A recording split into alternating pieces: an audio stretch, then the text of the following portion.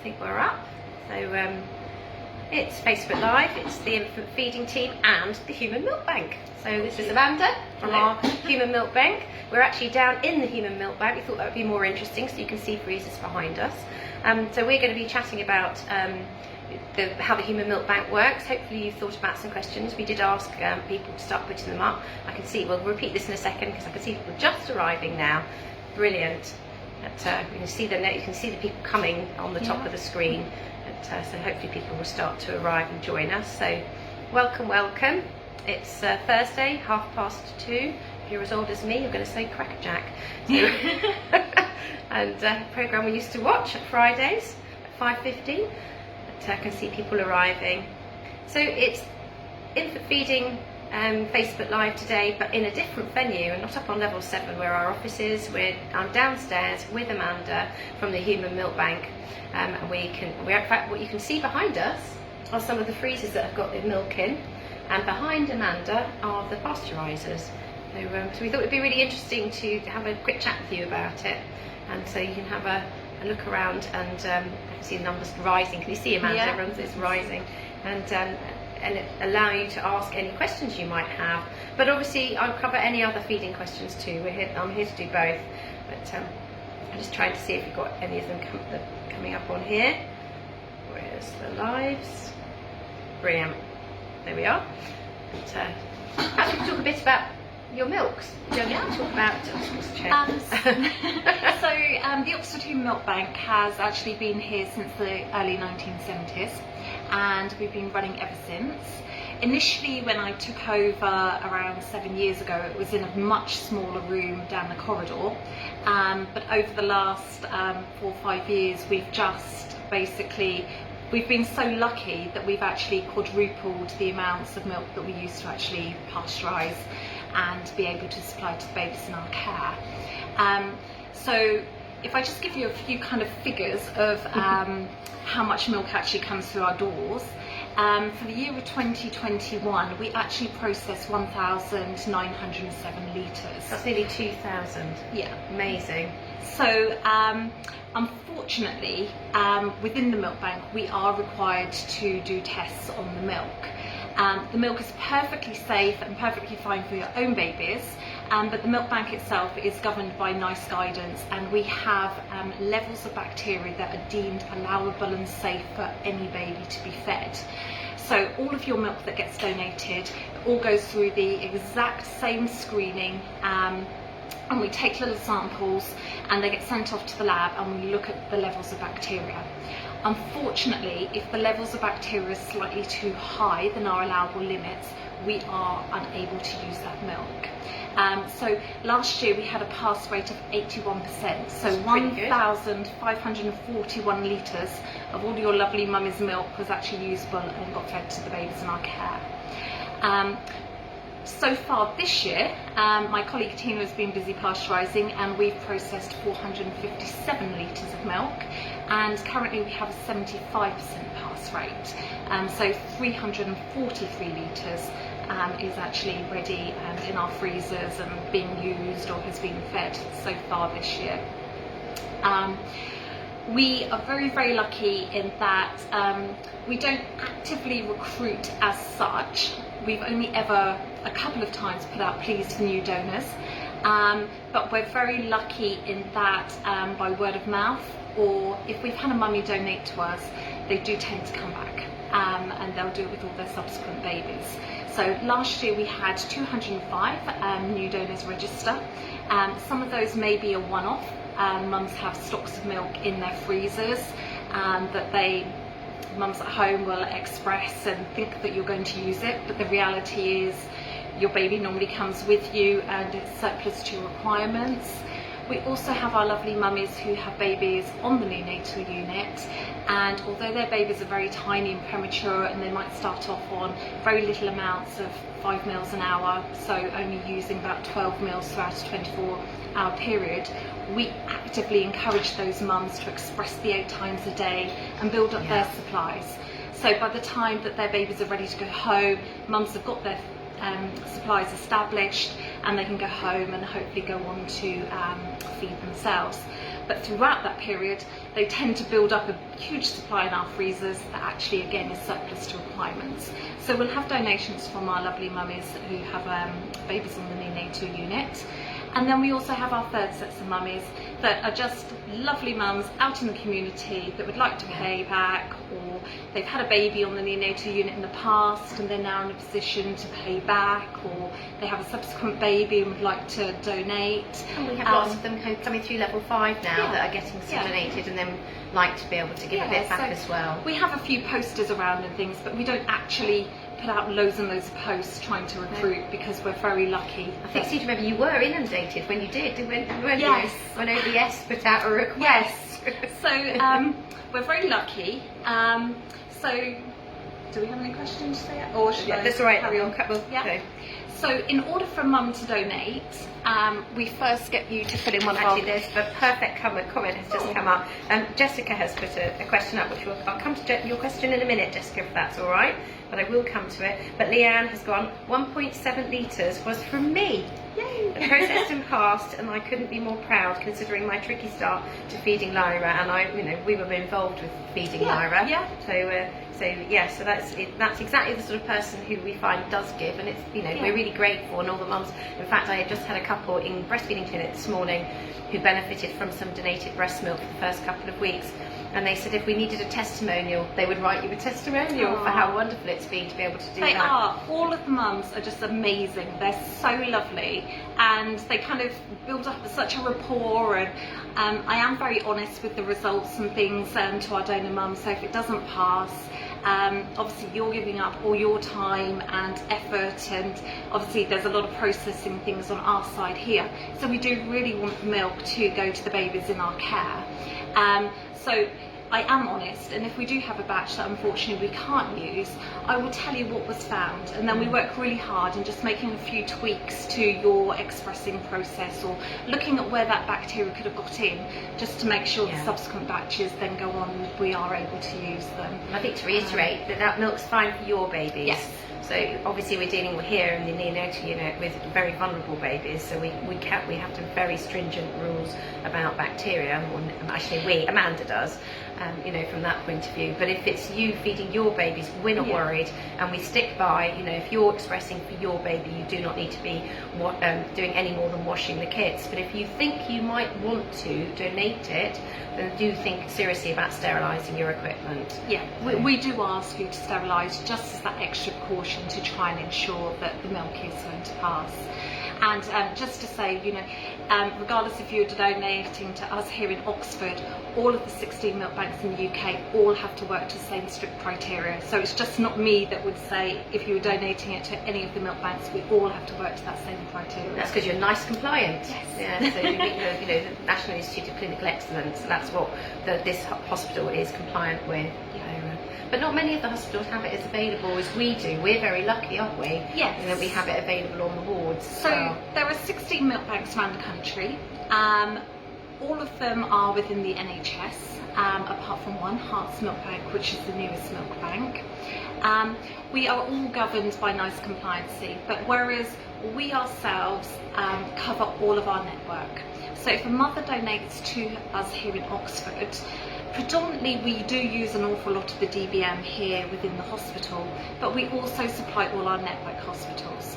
So your milk may go out to Northampton, Milton Keynes, Stoke Mandeville, Royal Berkshire, occasionally Swindon, and then we also support our other neighbouring milk banks. So if their supplies are short, or sometimes they might be closed, your milk may actually end up, we routinely supply the likes of Poole, or Warwick Hospital, or Gloucestershire hospitals.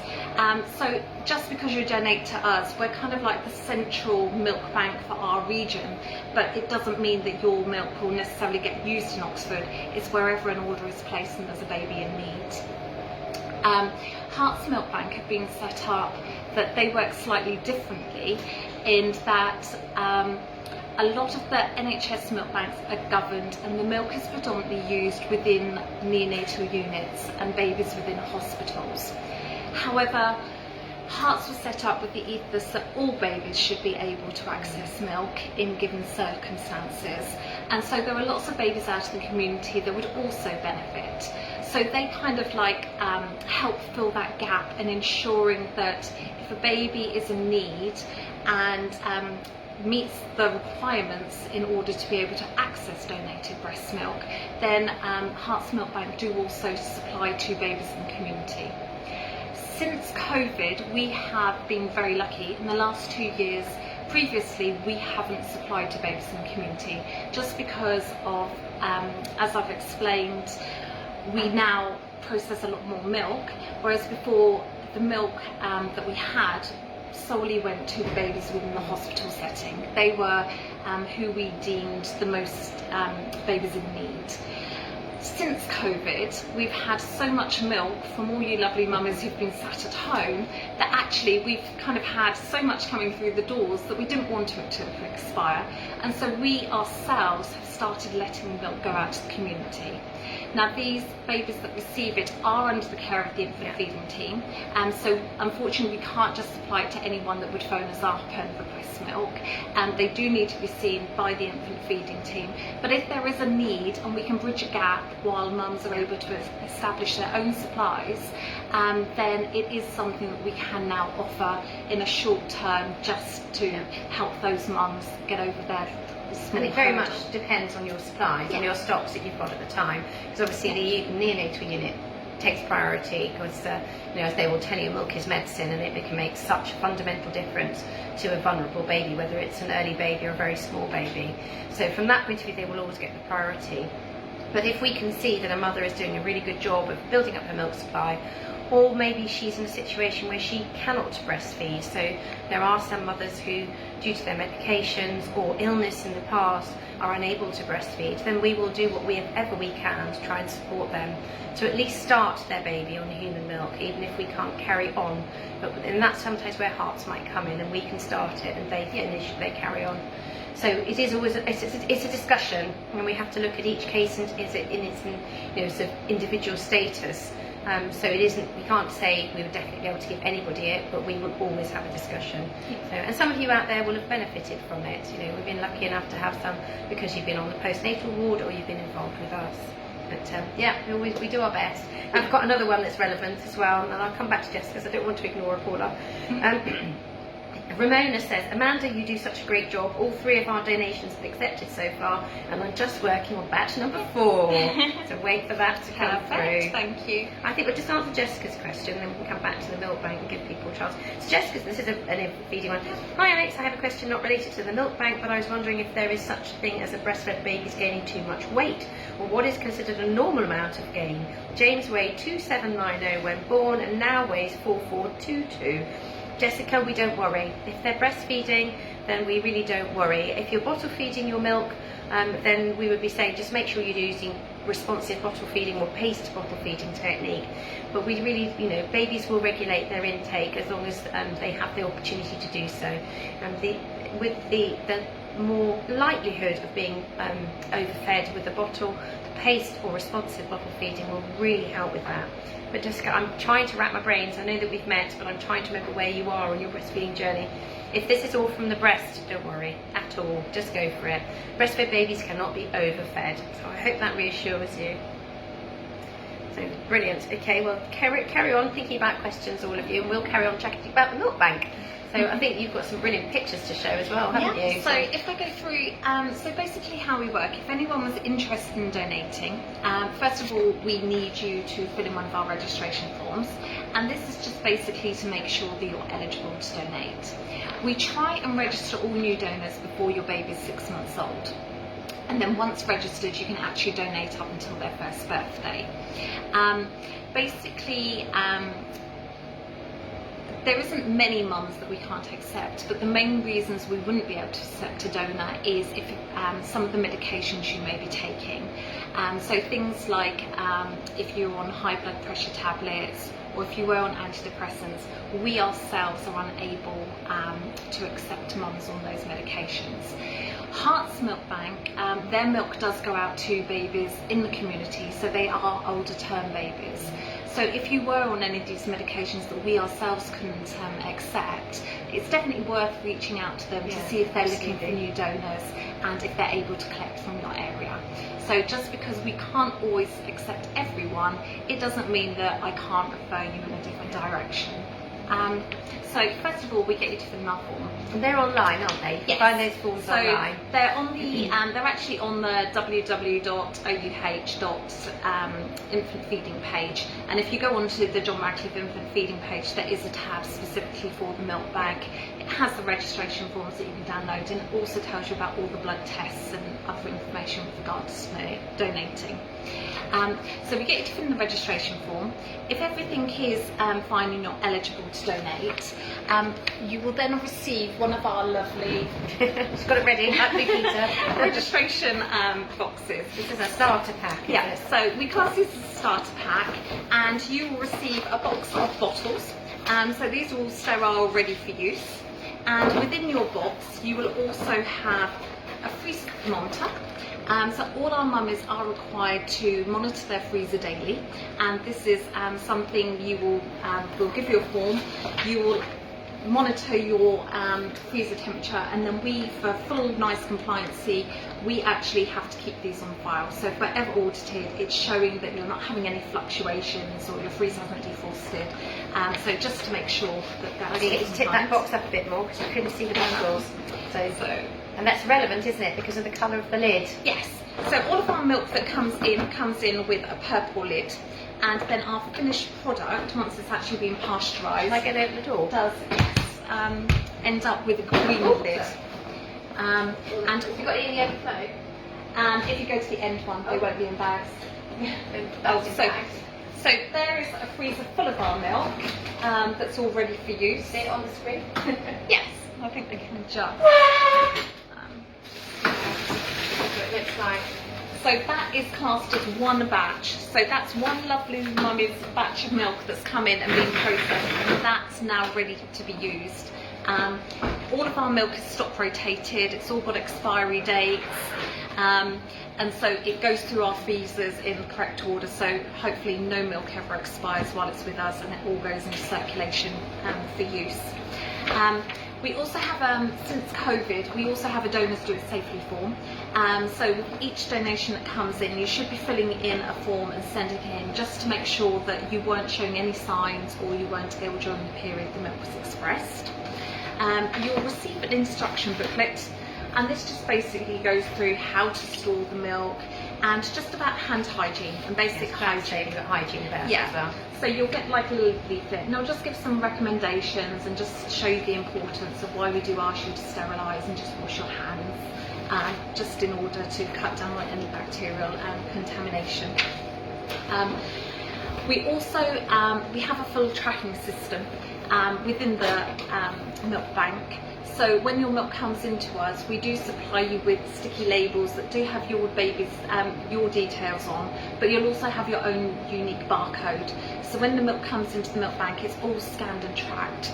So we're very lucky that we can actually track the milk from when you register to donate, and we can actually track it all the way through, all the pasteurisation, all the cycles that it will go through, and we have full tracking, and that's to the point of which bottle was fed to which baby, by which nurse, on what day and on what time. So all milk bank tracking has got to be held for 30 years for traceability. So we have a slightly lower key version of what you Yes. do. We have a sticker system, so anybody who's looked at their notes, if they've had donated breast milk on the wards, will know that we have a sticker system that goes into the note, and we have two stickers that goes one into the notes that we keep that says this is the batch number that was given to this baby, and then in the baby's notes we have the batch number is there as well, so we can trace the milk that's given out to our babies on level 5 or out in the community, so we do know which baby's got what milk. We haven't got as far as you yet, because it's more recent that we're using on the wards, but we will be going to a tracker system within the next year. So once you've registered, obviously you'll get sent your bottles. We do also need all mums to have a blood test at point of registration. Unfortunately, lots and lots of mummies tell me you've had your bloods done antenatally, and can we accept those results? Unfortunately, just due to the time span between between you having your first antenatal bloods and the point that you come and actually register as a donor, we do need it doing at point of registration, just because of that time span, and also because we need a couple of extra added tests. We would, you're not routinely tested for Hep C or HTLV at your antenatal appointments. So you're screened basically identically as if you were going to be a blood donor, but they're done at point of registration. If you live inside of Oxfordshire, most of the lovely GP surgeries are very, very lovely, and they do them on our behalf.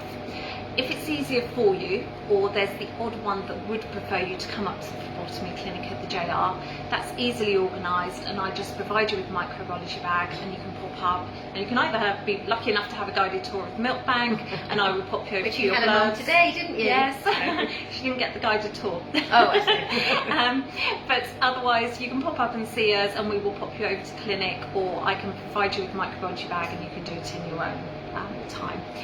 We can't actually use any of your milk until we have a copy of your results. And one of those reasons is when we do our pasteurization, those bloods that we are testing for are classed as viruses, and unfortunately pasteurization does not kill all of those viruses. So if I show you quickly on our form, things like HIV, CMV, HTLV, pasteurization will actually completely kill those. But when you, one of the tests that you will be tested for is Hep B and Hep C, and unfortunately pasteurization does preserve these. So that's why it's so important that you're tested at the point of recruitment, just to make sure that you're not carrying any of these viruses, as they do pass through breast milk, and obviously we wouldn't want I'm going to reiterate, HIV is removed completely by pasteurization. Yes. Because that's one of the ones that comes up quite often when we're talking to parents about, whether we're going to offer a baby DBM, donated breast milk. Then actually sometimes that is what will come up. The most frequent question is, what about something like HIV? So that's eradicated. Yeah. So the main things, we try and make it as simple as possible. You get your registration form to us, I will send out your starter kit, and then we get you to do your bloods. If you live outside of Oxfordshire, it is slightly more, it's a slightly different procedure in the fact we have to keep your blood samples for 11 years. So we pay our lab in the JR for storage of your blood sample, and again that is due to traceability, just in case any viruses or anything show up in the near future. We had Zika virus a couple of years ago, so just because of compliancy we have to adhere and we have to store those samples. If your bloods went to an outside lab, unfortunately some labs will only store samples for 2 or 3 months, or maybe a couple of years, so it's easier for them to come in to us.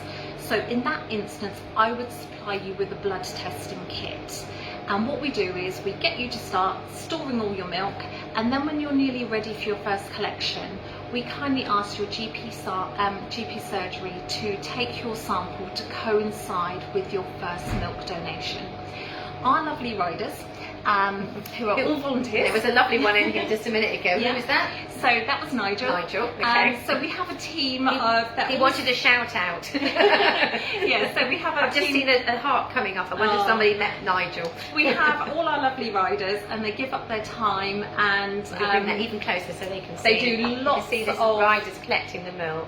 So we have our lovely riders who give up their time. They also go and fundraise, so you'll see them stood outside of supermarkets shaking tins and stuff, and they're fundraising to go towards the maintenance of the bikes and all the petrol and things involved with running the service. But they are brilliant. They will come and collect, once you're ready for your collection, you let me know, or you can actually contact them directly, and then they will set up a mutually convenient day and time to come and collect your milk from your home address. If you are planning on, if you're an ongoing donor, when they come and collect your filled bottles, they will bring you new sterile bottles and swap at your doorstep. If it's a one-off donation or it's a final donation, they will just come and collect, but you just don't have any more bottles from them. We are very, very flexible. So if you donate, obviously we allow you to donate until your baby's first birthday, but you can stop at any point. You are not tied to any amount or anything. It's not a contract. No, it's meant to be a fun, rewarding experience, and it's meant to be enjoyable, and we don't expect you to be glued to pumps days on end, you know, making your hands red raw or anything from all your hygiene and your washing. It's meant to be a fun, enjoyable experience. It's a very altruistic act to be able to give your milk to somebody else's baby, and it's life-saving. It's life-saving for so many. Yeah. So it is wonderful. And those out there that have benefited from it, you know, we've plenty of people watching this who have benefited because we do use it quite readily. You know, you will know how wonderful it was. And I said, I met a couple this morning that would have happily written a testimonial for how grateful they were to have had it for the first couple of weeks of their baby's life, and to, you know, allowed them to postpone introducing formula milk. Yeah. So once you're registered, so we get your registration form, you get your bloods, and then you just happily pump along. And as soon as you're ready for your collection, you get in touch with me or the riders, and they will come and collect your milk. It all comes in, and we basically have 3 freezers over in the other corner. We're not going to show you those because it's got names on them, so Yeah. we can't show you those from a GDPR point of view. So as your milk comes in, it's classed as raw milk. And my lovely colleague Tina, her job is to actually process all your milk. So we get it out, and we have a big tall fridge in here, and the milk is defrosted overnight at very low temperature, so we're not encouraging any bacterial growth or anything. And each mum's milk is pasteurized separately. In the UK, we're not allowed to mix one mum's milk with another milk. It's all processed separately, and each batch is basically unique to the donor mother. Once your milk is defrosted, it all gets decanted into a large sterile jug, and it's from a mix of all of your bottles of milk that we then take our lab samples. So we have a pre-sample that goes straight off to microbiology. We have a post-sample that is the same volume as the amounts that we're actually pasteurising your milk in, which can be either a 30ml bottle, a 50ml or a 100ml volume. And then we also have a third sample that is actually run through our milk analyzer. So we have some very, very expensive pieces of equipment in this room. It's a scrupulously clean room. I feel very guilty, so I've come down with all my boxes. Is your analyzer over here? Yes. So the milk analyzer. I don't know if we can show it. Let me see if I can move the camera.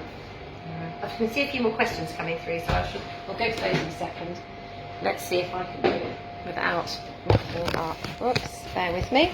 So I think the analyzer is this piece of equipment here, isn't it? Yes. And we also have the sonicator. Oh, you're going to have my baby doll in. Homogenizes. Yeah, there we go. The milk. So that's why the homogenization, is why you don't see the fat separating in donated breast milk that you would see in your own milk, because many of you will have noticed when you express that your milk separates out in the bottle and you get a layer of fat at the top. And if you're as old as I am, you'll remember milk was always not homogenised. I don't know, you probably remember as well. Not me to be rude, Amanda, but you know, but it's only latterly in the last few years that milk's always homogenised when you buy it. So you never get that cream at the top. But when you pump your own milk, that's exactly what happens. You'll end up with cream settled at the top and then the rest of the milk below. So that's what the homogenizer does. But people get a bit freaked when they see their own milk and they're not used to it. It's very, very normal. Yeah. So we will run a sample through the analyzer, and basically our end product, when the milk is processed, it's all labelled and we know the nutritional quality of that milk, which is really, really handy for any of our little tiny premature babies that we would like to grow. It's that fatty, high calorific milk that's donated that really makes our tiny prens grow and put on weight. And we have a low-tech way of dealing with that, which we've done in the past. So when we've had mothers with maybe babies who've had cardiac problems and they're not going to have the capacity to take big volumes on at a time, we'll often get mothers to do pumping in 2 sessions. So they'll pump, take the first bit of milk off, then they pump again, and what they always give is the second milk they pumped because it's higher fat. So they pump, if they, I hate putting a time, as you know, on pumping, but if they were to pump for a period of time, they'd halve it and take off the first flush, and then the second bottle is what they give first, because that's the high fat milk, and that's what the baby has the ability to, still has the energy to take. And then you can offer the second bottle, the first bottle second, and then if they run out of steam, well, that was the lower fat, high sugar milk, so that's less of an issue. So, I'm just aware I've got a few questions. I don't want to sort of people feeling that they're not going to listen to. Right, that was Ramona. Kiara said, can you accept it if I'm on thyroid medication? So that'd be leave that. Yes, you do take. Yes. I was about to say you do, because my sister donated and she's on levothyroxine, Yes. not wishing to break all her confidentiality.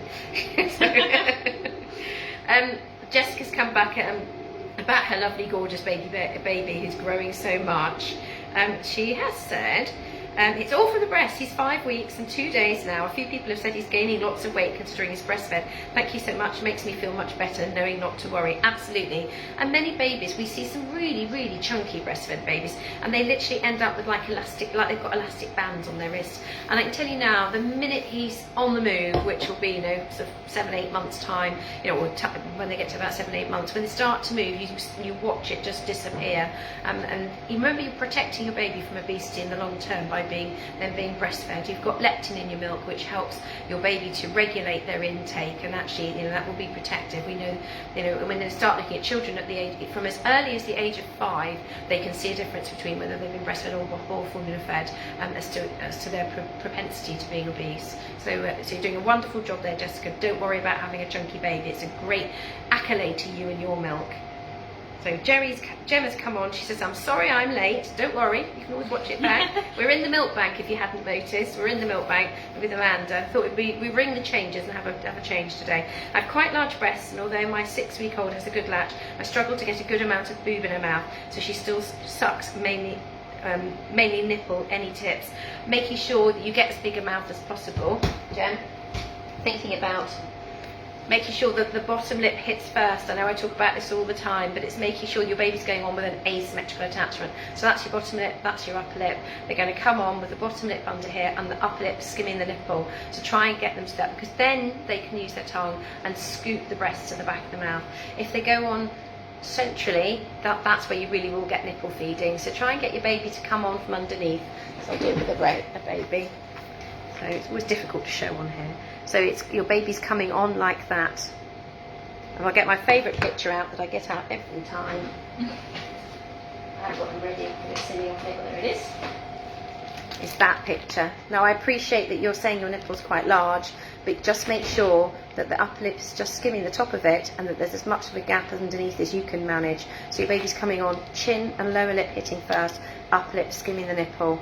So it's that movement. Now this baby could be upright, it could be cross cradle, it could even be underarm or lying down. It doesn't matter. It's whatever's happening here is important. So good luck with that.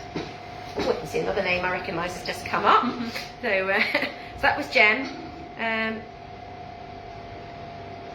Kiara said, how do you ensure you don't end up with an oversupply if you're pumping extra and also feeding your baby? Well, an oversupply is only if it's really causing you a problem. We need you to have, if you are someone who's donating, we do need to produce a little bit more milk than your baby needs. And I meant to reiterate that. First and foremost, your baby gets your milk, and this is why women are never paid for it in the UK. This is a donation. There's all sorts of ethical issues if people start to be paid, and there are always the risks that a baby isn't being fed. So this should only ever be surplus to requirements. So it would be a case of managing your own supply. And what you get, you donate. So we control your supply normally by how much you're removing. So many mums might just pump once in the morning after they've fed their babies. Many mums have more milk than they need at that point in time. I don't know what you say to mums.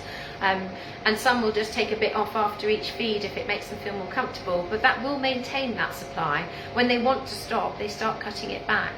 So it would be a case of, again, and it's each individual woman as to how she responds. Some people are delighted because they have got more than they can cope with, and it's a great way of emptying their freezer. And yet we have others who don't have enough for their own babies, which is often the case, and they're the ones who are benefiting from this. So yes, with caution, Kiara. So we don't want you to end up with too much. And Rachel has come on. Hello, Rachel. just pumping on, just jumping on now, so sorry if this question isn't related to the theme of Facebook Live, but don't worry, not fast. Can you talk a bit about combination feeding with breast milk and formula, and what are the pros of that? I'd like to try to do it with just Express and only for flexibility for leaving her with other people. So, pros and cons. Well, if you start introducing anything other than your own milk, it can impact on your milk supply, Rachel. So if you think about maybe having something else and they're not coming to you for that milk, so that would be the con. The pro, as you've mentioned, is someone else can help. The ideal situation would be that you're the one that's expressing and the milk that your baby's getting is your milk, and then your milk supply is going to maintain itself perfectly well. So as I mentioned, most women have more milk than they need first thing in the morning, so you could feed your baby and then you could pump afterwards, and that gives you some milk for later, which I have a feeling we talked about. I seem to remember you were doing a bit of that already, because we met last week. So that would be probably the simplest way of going about it, and that way you'd maintain human milk exclusivity, which is always lovely. What we're aiming for, BFI and WHO recommend 6 months of human milk exclusivity. That gives your babies the best possible health outcomes. We do know that some babies will need to have formula to achieve normal growth, so obviously we're going to make the most we can and maximise on any breast milk they get, and support mums in that decision. But Rachel, so perhaps you could try that. She's come back, she said thank you. So she's gone, also Alex, thank you so much for being so brilliant at the clinic last week. So helpful and reassuring, and it was such a nice experience. Thank you, Rachel. That's very lovely. We'll bottle that up. Jem's come back, great picture, thank you. Glad you enjoyed it, so let's hope that helps. Kiara's come back and said thank you, that makes sense. And Rachel's come back, great, thank you. So brilliant. Well, we'll carry on with Milk Bank, and in the meantime, don't worry, I know we've said it's great, it's Milk Bank, we're not fast. Oh, brilliant. So Rachel's just come back and so thank you. Pumping Express milk is what I want, and I want that exclusivity. Always good to jump on here and get that boost of confidence. That's what this is for. In fact, we were chatting before we started, this is 2 years now. 2 years of doing these now. We started in April 2020, and here we are, April 21st, 2022, still going. And they're still popular. Yeah, people still come. They do. Regulars. So yeah, we have some regulars. We're missing Charlotte today. She's not come again. She might still be in Devon. But anyway, so it's been really useful, because obviously I know quite a bit about the Milk Bank, but it's filling in a few holes for me. So that's really good. So going back, we take the 3 samples, and then we decant the milk into the volumes that we require for the day. So like I explained before, we pasteurise in 100 mils that predominantly get used on the neonatal unit, and then we also process in 50 mils and 30 mil volumes. Those volumes, predominantly, some of them go upstairs just to support the babies that have just been born. Obviously we only want little amounts just to... we tend to have big bottles, but we decant it. Yeah, or we also supply the network hospitals with litre volumes. So basically, if any baby is in one of the network hospitals that requires milk, they place the milk order, and we supply in litre volumes, and depending on how big and how much the baby is receiving each day, we'll supply it in 30s, 50s or 100 mils. The bikers, again, are brilliant. They do all of our outbound milk. So if milk is requested by another hospital, they will then come in 24/7 and actually collect the milk and deliver it to the hospital where the baby requires it.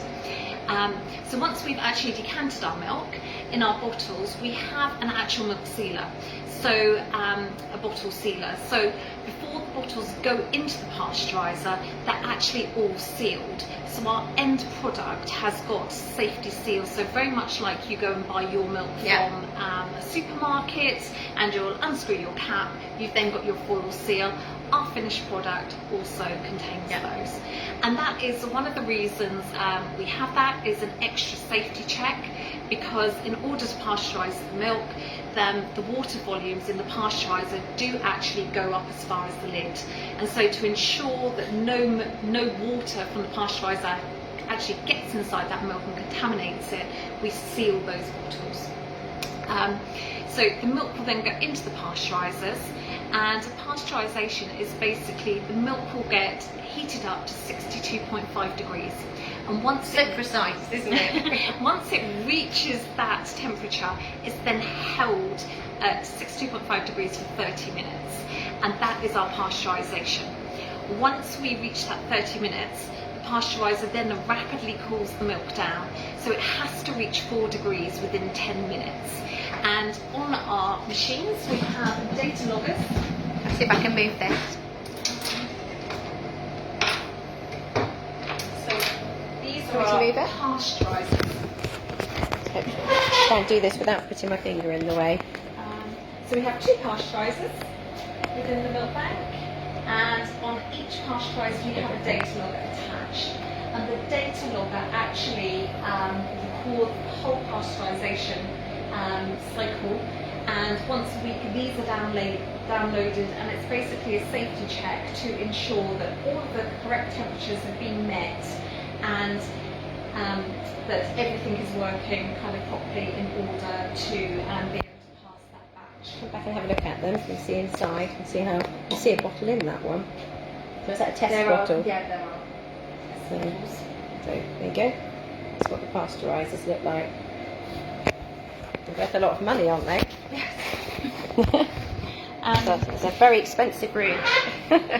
So once the milk has been pasteurised, all of the bottles are quality checked. So each bottle is individually, we check to make sure that they're fully sealed, we dry the bottles, and then they're also labelled. So our finished product, Just got to get one from the freezer. I could have done that. so our finished product is all labelled. It has a special data matrix barcode. So in theory, if our milk was shipped anywhere around the world, the barcode has all the data of everything about this bottle. So we know the full pasteurisation, which month it's been donated from, all the expression dates, expiry dates, the nutritional quality is all held within this barcode and on the label. And the key point is a green label. Green Yes. lid, sorry. So we go And just to show you, yeah, it's sealed. we have our seals. So unpasteurised has the purple lid, and the pasteurised has a green lid, which is a really good checking system for us all. Oh, Charlotte's come on. So once it's all been quality checked, it then gets locked into a freezer. So unfortunately, you do all your hard work at home expressing, we do all our hard work here, and it then goes locked into that freezer, and it's not until we receive those lab results that we know whether we're able to safely use the milk or not. Hopefully, once we get those results, we can then move it into any of our 3 freezers which are all ready for circulation. They're the ones that you can see behind us that I opened earlier. So, the ones that we raid as a team. If I just give you some figures, so basically I can let you know that 155 litres actually went upstairs To level 5. To level 5. We get through quite a lot, and I promise we don't put it in our tea. Promise. So far this year, the level 5 freezers have received 47 litres. So considering we're still only in April, that's a lot. That's quite a lot. Yeah. Community babies last year actually received 175 litres. So that's actually quite a huge amount, considering we never ever used to do that. No, absolutely. But just due to the volumes all our lovely mummies are donating, we've now been able to add that in. And it can just make such a difference. It can bridge that gap while a mother can get her milk supply up and enable her to do that. And the mother I was chatting to earlier, she said for her, it allowed her to sleep when she went home, because she knew she had milk to give her baby. It took the stress out of it. Obviously we can't always do it, so just when we can, but we can't always. Wexham Park Hospital, so that's one of our hospitals in our network, they actually received 123 litres from us for use in their hospital last year. The likes of Milton Keynes, they had 56 litres from us, Stoke Mandeville had 21. So it all just comes down to the babies in their care and their needs. We ourselves are a level 3 hospital, so we have a transport team, and we have some of the sickest babies come into us. So we naturally, the babies that come to us are very premature. They're a lot more poorly than some of the other hospitals in our network, which may actually only be a level 1 or a level 2 hospital. So our usage here is a lot greater than some of the other hospitals that we supply to. Here in Oxford, last year we actually used 616 litres of DBM on our neonatal. Amazing, isn't it? 616. And just we have a milk kitchen on our neonatal unit. So if any of you lovely mummies have had a baby within our care, you will know that our lovely infant feeding girls actually make up the feeds daily, and they're hand syringed in volumes into bottles that get fed throughout a 24-hour period. Sometimes they're done on nasal gastric tubes, aren't they? So they go straight into the baby's tummy. But those lovely girls, they've worked very hard in the milk feed prep kitchen last year, and they actually decanted into bottles 2,066 litres of milk. So 616 litres of that was DBM, but there was 1,450 litres that mums themselves have pumped for their own babies and has been fed within our care. It's absolutely fantastic, and we're so lucky to have it as well. So, carrying on with the idea of pumping, but slightly different. Chiara said, is it true you shouldn't give your baby milk that you've expressed in the morning in the evening because the cortisol level will be too high? I've read that online somewhere. Now, it's interesting because I've heard it too, but I'm not, to be honest, we've never been that precious about it. We've always felt that, you know, if you've got milk, you give it. The levels in the milk are constantly changing, so I wouldn't worry too much about it. I don't think that, you know, and I have had mums saying that you need to, you know, they've been told if you pump it in the morning, you give it in the morning, if you pump it in the evening, you give it in the evening. But actually, we would say I wouldn't worry about that. And obviously, when it comes to donated, we have no idea. And in fact, one of the things we do say to parents is, you know, the mother who's donating the milk that the baby is getting, that baby could be 6 months, it could be a year old, but it's still fantastic. Your milk is the best milk for your baby, but next best is donated breast milk, and you know, that's why the investment has gone into here, and that we're able to obviously give it to our sickest babies, but wherever possible, our babies on the wards, and help mums to give them the time to build up their supplies. So Chiara, I wouldn't worry too much about it, whether from that point of view. I do know, I have heard it myself as well, but it's not something that is worried people worry about too much. I wouldn't think, and I don't suppose it's going to. The only thing that you'd be worried about is, are you going to have a baby that's a bit more awake if it's cortisol, because are they a bit more jittery? You know, jittery is the wrong word, but more alert. But I wouldn't worry about it at all. I think many mothers have been doing it for so many years, giving milk from different times of the day and giving it later. So don't worry, don't stress on that one. Charlotte said hello. She's on her way, and she's okay, and she's on her way back to Oxfordshire from Devon. I thought you were in Devon. I hope you had a lovely time with Alicia down there. Very nice to have you back. Jessica's coming. You may already have answered this question, but how long after expressing milk can you wait before getting your donation collected? How long might it take? The bikers are volunteers, so obviously they do have their own lives and they give up their time to make our collections. They are really, really good. So generally, if you put in, if you request a collection, it is normally done kind of within 2, 3, 4 days. The only times they may be slower is when as they are deserved. If they do go on holiday, there may be a slighter, longer delay just due to the number of riders, and each rider does cover a huge area. So for the whole of kind of Northamptonshire, Banbury, kind of like Banbury, Brackley, Northamptonshire, Milton Keynes, there is just 2 riders for that area. There's also 2 riders that cover Oxfordshire, and then there's 2 riders that kind of cover out towards Slough, Berkshire, Swindon, kind of that area. So we have dedicated riders, but there isn't hundreds of them, and they do give up their time for us. So generally they're pretty quick. Nigel, who covers Oxfordshire, generally if the collection goes out, he's here that afternoon or the next day. It's just those periods that they do go away, and they're retired gentlemen and they're avid bikers. I was about to say they like riding their bikes. They like riding their bikes, but the only disadvantage is they do like to go on bike tours. Fair enough. So, but no, generally it's fairly quickly. Like I say, at times we just have to ask you to be patient just due to availability and things, but it's fairly quickly.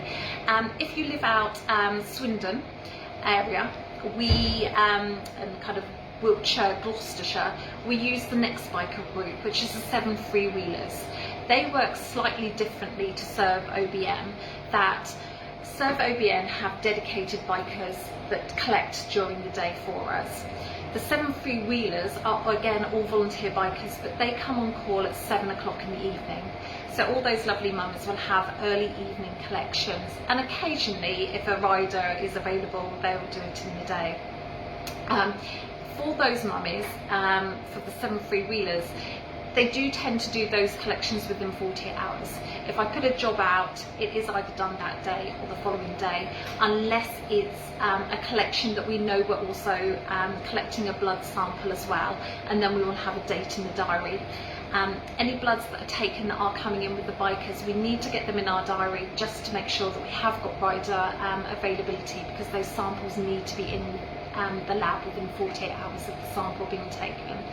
So it's either collected later that day or generally the following And day. what are they called? The 7 Freewheelers? 7 Freewheelers. So what you will find is there are biker groups all over the country, but they all have their own little territory, and they can be quite territorial, but they'll all have their own distinct. So we have Serve OBN, and OBN is Oxfordshire, Buckinghamshire, Northamptonshire.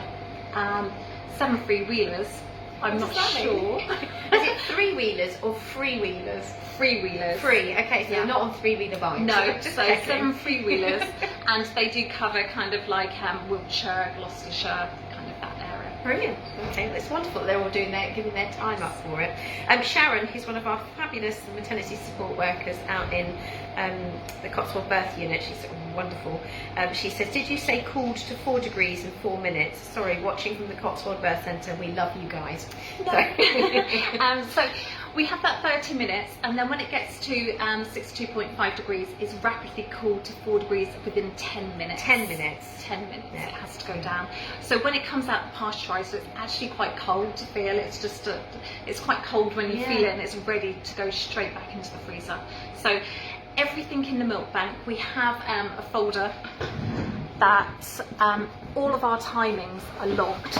So not only do we have the tracking system, which is computerized, that we have to it's just we're just going to cover side. it. So not only do we have everything computerized, we also have logs. So we have to log every single thing that happens to milk and the timings. So obviously all of our efforts are to ensure on that. So time taken out of the freezer, time into the pasteurizer for defrost, time into the fridge for overnight defrost. It's all the way along. So how long it took us to decant the milk? Did it have to go back into the fridge for a period because there was milk already in the pasteurizers? What time it went into the pasteurizer? What time it came out of the pasteurizer? What time it was being labelled? What time it went into the freezers? Everything is recorded, all for quality assurance, safety checks, but we do have set limits that things need to be done. It's quite a rapid, if you actually came and see how we worked, we're very busy on the days that we pasteurize because it's like a continuous process, and we're having to make sure that no milk is ever left sat on work surfaces getting warm, or all those things will encourage bacteria to grow. So we do work within set time limits throughout all our procedures. And you pasteurise these at 3 days a week you're doing? We tend to, we don't pasteurize on a Wednesday just due to the backup generators. They do a generator test in the JR and it aborts our cycles. And because if we had milk and it was halfway through a 2.5 hour cycle, it would abort those cycles and we have to put the pasteurizers back on. So when we're pasteurizing on a day, we get lots of milk out. We'll literally fill the fridge the day before for the milk to defrost overnight. But we kind of calculated that we can get kind of like 8 cycles run throughout a day. And if we get put behind 2.5 hours, we're not going home on time, because unfortunately once you start pasteurising, all of the processes have to be done and the milk has to go into the freezers by the end of the day. So it's one of those things that we avoid Wednesdays. We tend to process probably about 3 days a week at the moment, just to keep up. We have this, we have 9 freezers in here full of milk. So we have there's a whole load over here that you can't see. We have a continuous supply of milk coming in, and we have a continuous milk supply going out. It sort of works its way around the room, doesn't it? It sort of comes in one section, then it works its way till it goes out from over here. And that's done intentionally to keep that raw milk away from the processed milk. So there's never any chances of milk getting mixed up and being fed to a baby that it shouldn't be or anything like that. But we also, sometimes we may have a slight gap in our pasteurisation, just depending on how much milk is coming in, because depending on the volumes that go out the doors. So on the neonatal unit here in Oxford, we calculate how much milk we have used. Say we used 1.5 litres, so 15 bottles today. We would then get that out to defrost for tomorrow morning. It will defrost in the fridge overnight for the feeds tomorrow. However, sometimes we can use 40 100ml bottles a day. So at our very, there are certain times when all of our lovely mums on the neonatal unit are doing such a fab job expressing for their own babies and keeping up with their own milk supply that DBM isn't needed. So we might go down to maybe only needing 8 bottles. So it just depends on how much we have in the freezers and how much we're using and how much is going upstairs. We may have a slight gap in processing, just to make sure we're keeping those expiry dates. We don't ever want any milk to go out of date. So it's just, it's a continuous process of juggling and looking at expiry dates and, you know, making sure that we have a continuous process going around all the freezers. And the way that we know that how much we can use is the traffic light system, which That's it's my going one. to, that's fine. So it's a traffic light system that we use throughout. So here on the, you know, sort of in the neonatal unit and upstairs, and we brought them in line now, haven't we? So from that point of view, so from our point of view with our level 5, if it's on red, we haven't got it available. So that means it's only for the babies on the neonatal unit.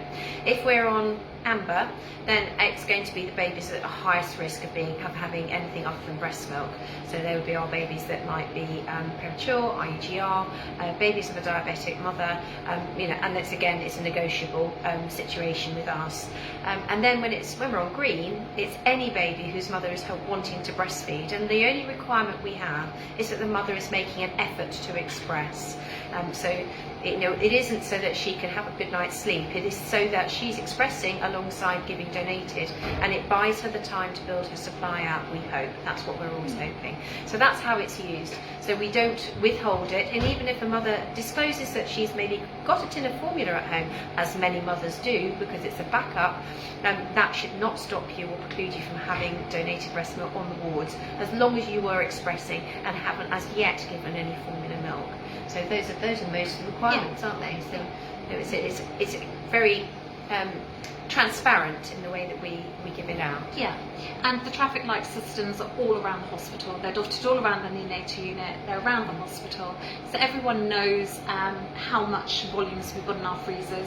We've been incredibly lucky since COVID. We've had a continuous green, whereas I think a lot of the milk banks, when COVID first started, we were worried about milk getting in and who was going to supply who, but actually it was the complete opposite effect.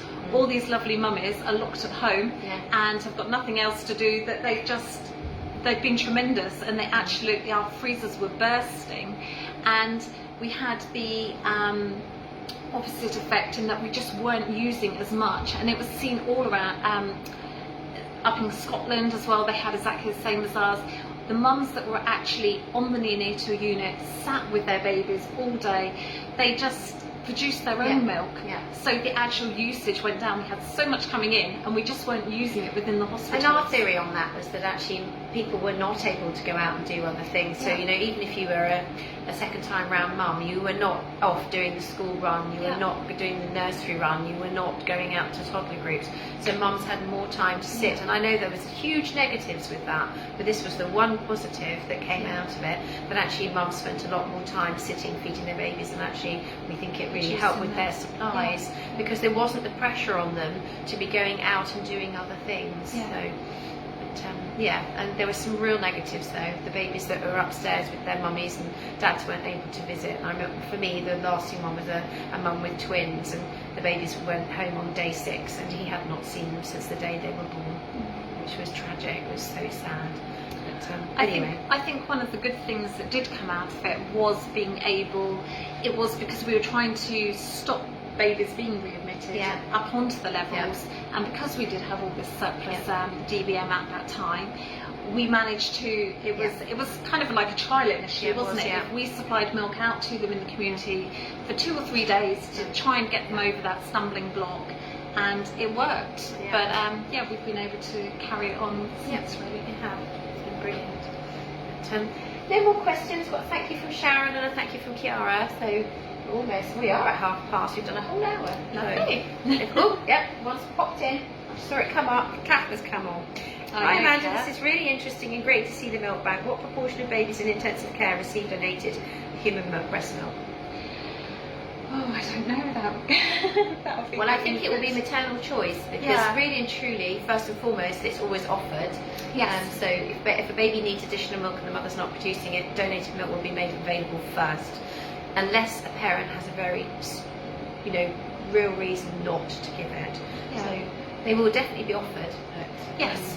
And we've just actually introduced our new consent forms on the neonatal unit. So all of our parents that if a baby is receiving DBM, then we have a consent form just for them, just to know that they're happy, and it just explains around the use and how the milk is tested. Exactly, it covers what you've just been talking about. That it is rigorous.